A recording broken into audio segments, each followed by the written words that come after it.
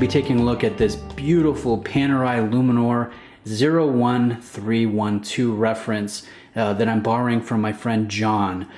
John actually sold me my GMT Master 2 a couple years ago. He works for OC Tanner. And I want to thank you, John, for the opportunity to highlight this model and talk specifically about Panerai, the brand. Now, a little trigger warning here for some of you. You'll notice this watch is thoroughly worn. There's some flea bites and scratches. There's scratches in the sapphire. There's hairline wear. There's some significant scratches and gouges. This is not a mint example here like you'd see on a showroom floor, right? This is a watch that if you wore as it's intended, you know, it's a sport watch for a couple years, this is likely what it would look like. So in the words of my friend John, wear the watch, don't let the watch wear you. I think that's a pretty awesome phrase there and way to enjoy and collect watches. So specifically, let's talk about the appeal of Panerai. I've never actually featured a Panerai here on the channel before, but I'm happy to do so. They have some very fun history, original designs, and overall just a very enjoyable product. Excellent in low light. Very fun to play with straps, very versatile. And if you spend a little bit of time researching the brand, it's a good hour spent where you can look into their history with Rolex and the Italian Royal Navy and how Sylvester Stallone kind of brought them out of obscurity in the 1990s. There's a lot to kind of delve into and discover the nuances between different models. I find that a very enjoyable thing to do a little bit of watch homework, so I would encourage you guys to do that. Panerai makes basically two different cases, the radio mirror and the Luminor. Now this one is a Luminor. It's interesting as you look at the watch, you'll see Luminor as the first bit of text on the dial in more prominent position than the Panerai branding down there above the 6 o'clock position. Luminor refers to the case, the big, chunky, cushion case with the large patented crown protection system. We're going to get into that in a little bit. Now I have 7.25 inch wrists, so I have rather large wrists. I enjoy a large sport watch. And this 44 millimeter Luminor case, you would think would just be too big, too bulky, especially with 24 millimeter lug width here. But it wears very comfortably. There's a bit of a strange effect to Panerai. You can get away with larger sizes. Whereas if you were wearing a heavy, you know, Super Avenger from Breitling, you probably couldn't get away with that size. You could do it with a Panerai. Part of that is the quality of the strap and the way this interesting cushion case sits on wrist. So it ends up just having a pleasant fit on wrist, good supple nature to the strap. And I've actually found it to be very comfortable. Now I know some people just can't do the larger sizes that Panerai is known for, you know, 44, 47 millimeter. And it's nice to see them as a brand listening to those consumers and offering 42, 40, and even some cases 38. You can get the Luminor case in a 38 millimeter size. So that's awesome to see. There's a good amount of selection. And you'll notice with Panerai, you know, with them basically making two different case shapes, they've done an excellent job of diversifying their product while still keeping it very uniform. If I were to ask my wife, who's not a huge watch person, what she thought of 5 different Panerais, she'd probably say they all look the same, right? So that to the non-Paneristi or the non-watch idiot savant, they all look very similar, but it's very fun to get into the nuances and the differences, the different complications, dial configurations, different movements as well. There is quite a bit of variation, although it all looks fairly similar, if that makes sense.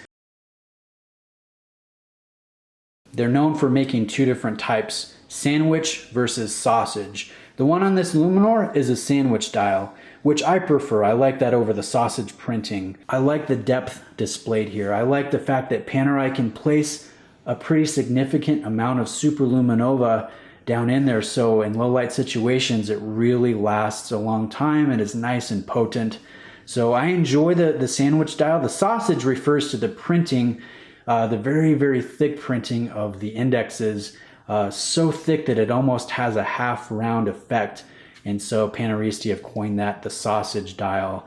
But this one obviously is the sandwich. One of the things I enjoy is how clean, balanced, and organized it is. When you look at this, you don't see hash marks for every minute. You just see every hour, and it's very clean and organized. You're not going to be fussed if you look at your wrist. Is it 7:32? Is it 7:33? It's not a big deal. It's more about the overall look and feel and seeing something that's just really well designed and executed. Now, Panerai has utilized different movements over the years. They used to use ETA movements. Now they're making their own in-house calibers like you'll find here in this 1312.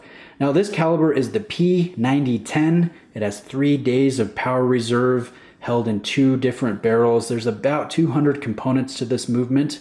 It beats at 28,800 vibrations per hour, carries 31 joules, and you guys can see they really pop against the very finely brushed plates here and rotor. So it kind of shines when you get it in the right light, and it's interesting. It's a nice, it's a nice jump from the traditional Geneva striping and perlage work. I think it's in keeping with the overall look and simplistic feel of the case and the dial. I think if they were to do Geneva striping and perlage work, it just wouldn't quite be the same. So some people will say this is too simplistic, too basic, but I think it very much is in keeping with the overall design language of the watch. And if you go in on a macro level and you look at the details, you look at the beveling on the plates here, the free sprung balance wheel set in a full balance bridge, it does have an appeal and an attractiveness to it. And if you look below the balance, you do see some traditional micro perlage work that is nice to see. And you'll notice that all the printing is not done in black, it's done in accented navy. Now let me show you the operation here, because we have a very interesting movement. You unlock the crown here, and you can push it out to its first position. Now you notice the seconds hand has not hacked. What we do have is a jump hour feature, which is really nice to see. Very handy when you're traveling or you're dealing with daylight savings time. And if you go all the way around, that is how you adjust the date. So there is no quick set date. It's all done by the jumping hour. And again, you can go in both directions, which is really nice. So push it in, you can wind the movement, very nice winding action, and then you engage the lock there, and it's now sealed for its 300 meters of water resistance. Now let's talk about strap options, because that is one of the major draws to buying a Panerai, is playing with all the different straps. Now this one obviously is on a nice leather with contrast stitching. We have the OP logo there at this side as well. You'll notice the very bold buckle and hardware. A lot of micro brands have been copying this look, but Panerai, they really were the first ones to do it.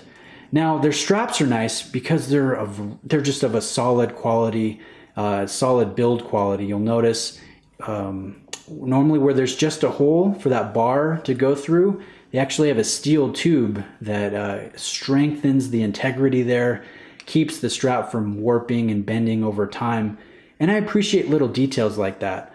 I also like the fact that they have a quick release function on the underside of the lug, and then they supply you with the tool necessary to make that quick strap change. So I like that. I like the fact that you can go with a nice rubber, one of the most comfortable rubber straps out there, or a distressed leather, or, which I think is my favorite, an alligator leather strap. So when you think about that, 24 millimeter alligator on basically one of the original dive designs, chunky, bold, I don't know, it's kind of like a screw you to traditionality in watch wearing rules. So I don't know, I really kind of like that aspect.